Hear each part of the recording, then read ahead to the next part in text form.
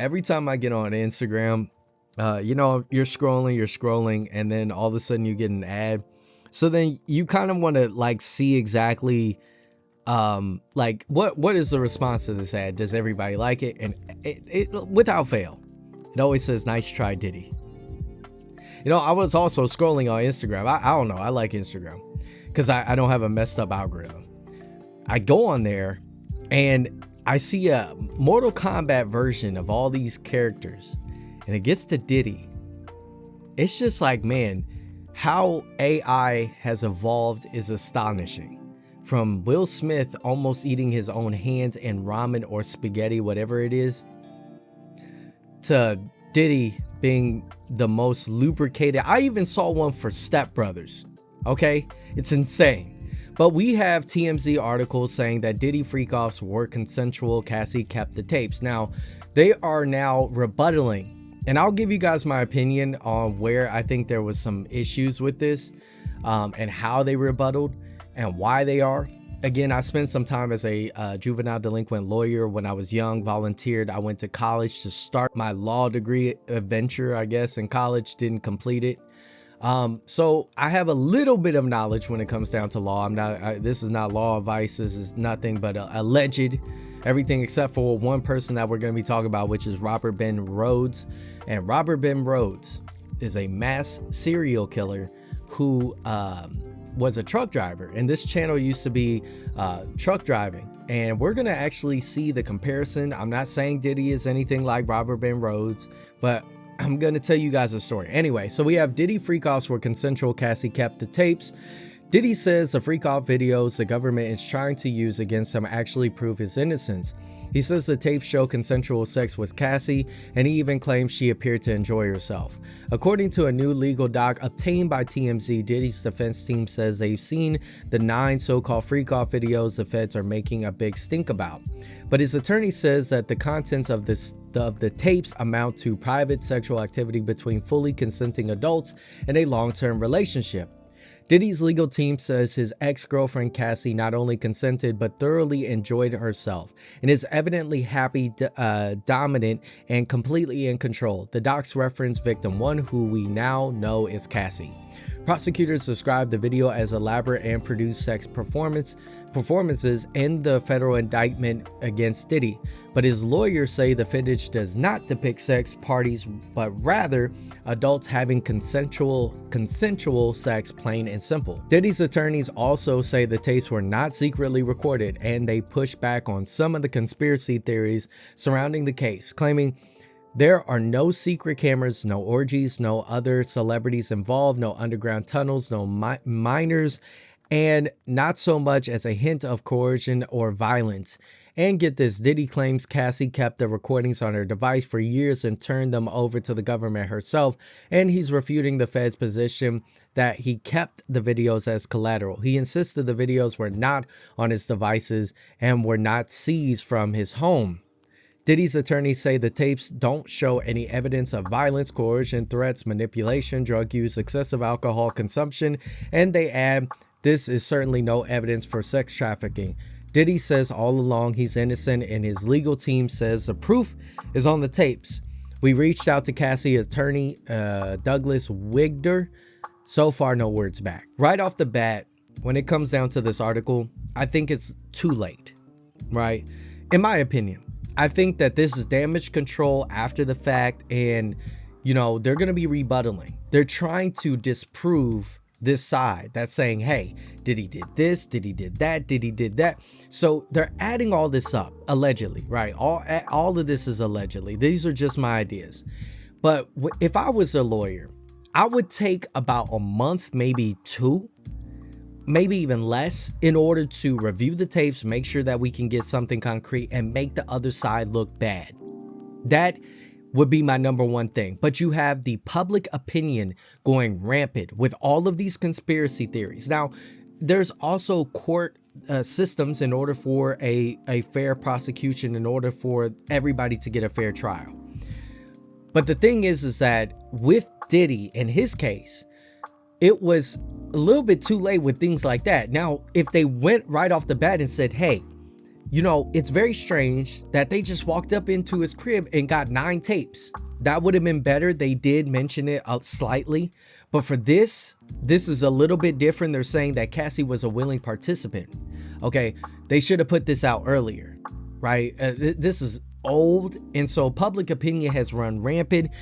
We have individuals that have little to do with the case as of like stample, like, hey, this person was definitely a part of it. We have speculation going rampant. So let's go ahead and do this. With the situation with Cassie, let me go move this over to Robert Ben Rhodes and why I'm bringing him into it. The book Roadside Prey, and I read this for educational purposes. I was going to release a video on this channel when it was a champion trucker channel talking about truck drivers. And Robert Ben Rhodes was a mass serial killer, and he would tie women up in the back of his cab, and he would keep them there for days, weeks, months. And it wasn't until Robert Ben Rhodes, he would keep this habit up. And back then you didn't have like electronic logs. You can make up whatever the heck you wanted to. And the sad part about this all was he actually ran into a woman at a bar. And this woman had recently separated from her husband. They were not fully divorced, but she was financially struggling. He came into the picture, started dancing. He found him very charming. He had money. He's a truck driver. Back then, truck drivers made buku amount of money. From what I know, this individual did not have like an owner-operator position. He would work for a company. And so, you know, he would help out in the beginning with her kids and the bills and whatnot. And they built a relationship up. Now, Robert Ben Rhodes kind of allowed this woman to come into his life and brought her to a club. This club was very different, a little weird. The security guard looked her up and down from her words, and you know, she felt off. They sat down with the couple, and he thought like, okay, maybe Robert Ben Rhodes knows these individuals. Well, lo and behold, this was a upscale, a lot of swingers. They had money. They were well known. Some people politicians, some people minor celebrities, and she was very weirded out. These people came over and was like, hey, we want to sleep with you. They treated her like a product because this was Robert Ben Rhodes in. He was able to get in with her because she was very beautiful. And so she brought her. And at first she said, no, heck no, I'm not doing this.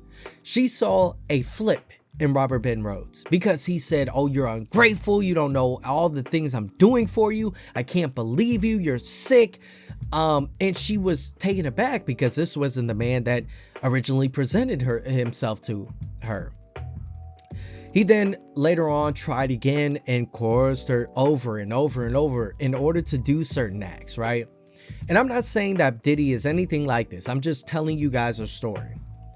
And so pretty much over time, she was worn down. She was beaten physically. She was, you know, brutalized by other individuals. She then adopted this very swinger lifestyle. They would go on nice boats, and this would give, you know, Robert Ben Rhodes access to otherwise things he couldn't access. And some people want to pretend about this lifestyle. They want to be like, oh yeah, no, I've done this with the girl. No, a lot of you guys don't understand this type of world and the offerings and what people will do in order to gain access. Some of you wish you could. But when it comes down to Cassie's case, the tapes are, yes, going to definitely be a huge position if it proves that Cassie is a individual that was dominant, cognizant, and enjoy what happened, allegedly. This is going to be a huge, I'm talking about an absolute huge hit to the case. But let's go ahead and do this. A lot of times, and I'm just talking about personally, this is kind of just, again, my own life. A lot of times when it comes down to women that I've been with, they keep certain things, and they keep things of themselves. They keep things of certain moments, some acts. So and guys do it too, right? But I wouldn't be surprised if this were the case, that she handed it over, allegedly.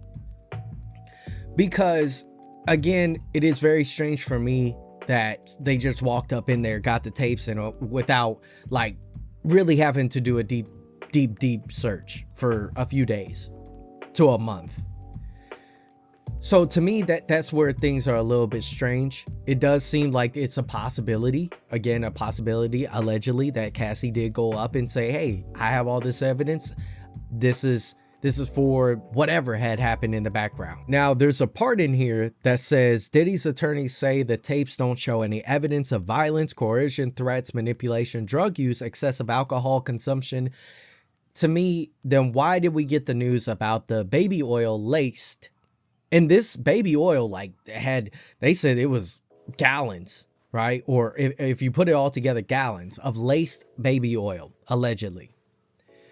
So obviously one side is trying to rebuttal and make the other side look crazy. And I think that if I were the law team, and I wish I did get my law degree, and become a lawyer. But when I look at this, if I'm on the defense, my position is, okay, let's go ahead and minimize public opinion as quick as possible. And so what I would do is make the other side look crazy. Why in the world would we just have tapes? Why would Diddy have tapes right when you walk through the door? Right? It's not like that, I know. I would do that. Again, I'm telling you from both sides. So I'll go on the prosecution side because it's very simple to rebuttal this. But I would do that.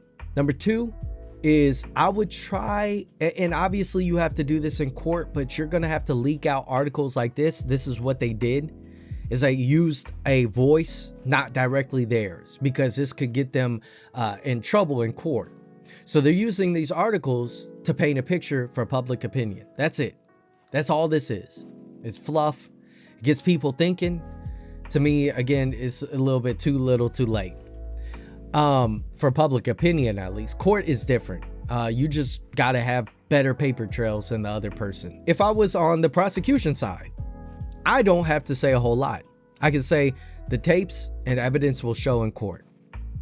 If you keep it short and sweet like that, a lot of people will be like, okay, maybe what we already been festering and building up for these months actually will come to light.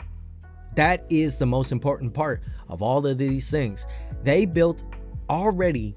It's hard to dig yourself or actually get yourself out of a hole that you're already laying in. Diddy is a flight risk, allegedly. So that's why they did not allow him to, get out with bond.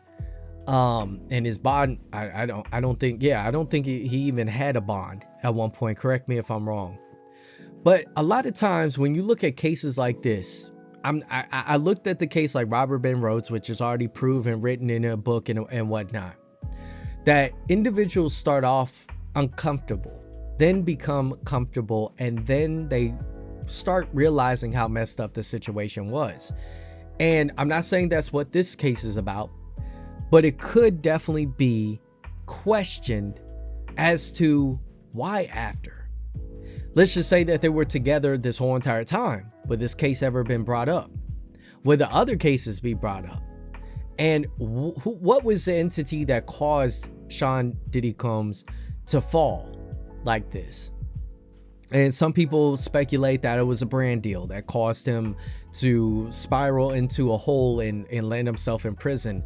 It was Cassie beating Cassie, breaking up with her allegedly, and all that stuff. So it's a lot of details that are kind of left out there, and it would be definitely very interesting from my perspective to get to witness this whole entire court case go live, just without even covering it on the channel, because ultimately, to me, is if it's a case where Cassie had these videos, it was obviously in a way to eventually extort, allegedly. And I mean, this has happened a lot. And you would find it more so because I would say women are better at this. They can create a case while you're blind as a man. And so a lot of times guys think that, okay, she said it's okay, it's cool. We live in a time where just saying okay can then flip real quick. And you would have to have a paper trail in order to prove if you're put in a position of, public opinion. or even worse, court, and where you're prosecuted and you have to be properly go through all the routes and get a lawyer and everything to prove your case. You have public opinion, which is stronger because you could prove your case, come out on the winning side, and not be able to pick up where you left off. People look at your name, companies look you up, and they see, oh, he's tied to this, I can't do anything with him or her. Thank you guys so much for watching. I appreciate all of you. And make sure to subscribe. My second channel is Tim Hotcher, where we go over investments. So if you guys are interested in stocks, growing your money, Patreon is going to have some exclusive thoughts on there. And so thank you. And I'll catch all of you in the next one.